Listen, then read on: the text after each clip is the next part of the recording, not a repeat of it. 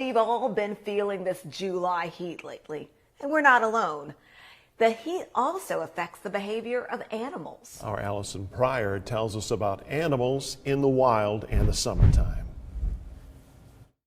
A lot of mammals, from bears to deer to foxes, are inactive in the high heat. They tend to seek shade under a tree and relax during the hottest part of the day. So during this time of year, daytime wild animal sightings do decrease, but that's not to say they're non-existent. So we might see a doe out during daylight hours just because she's producing milk. She needs more energy. They need to be able to feed their fawns, otherwise there's not much daytime animal movement. It is very hot right now, and most animals are trying to conserve energy. So they're going to be active when it's cooler out, dawn, dusk, at nighttime. They're drawn to water sources. Bears, deer, even squirrels swim in the water. A viewer captured video of a bear swimming in Parksville Lake this month. It could just be that they're getting from point A to point B. It could be that they are cooling off.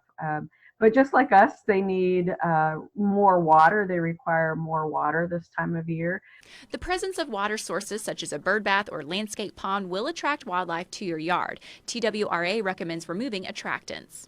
Greasy grills, for example, they should be stored indoors or cleaned after use so as not to attract an animal such as a bear or a raccoon.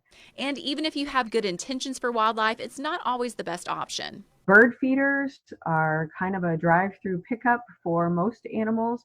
So we suggest this time of year there's plentiful food for all wildlife. So we would suggest just removing those.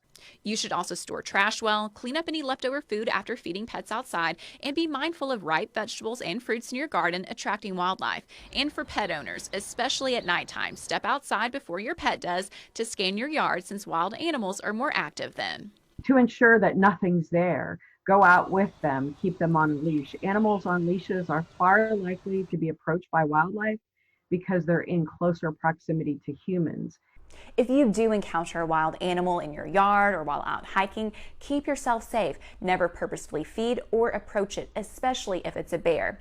Safety basics for bear encounters and at-home tips can be found on bearwise.org. Reporting in Hamilton County, Allison Pryor, Channel 3 Eyewitness News.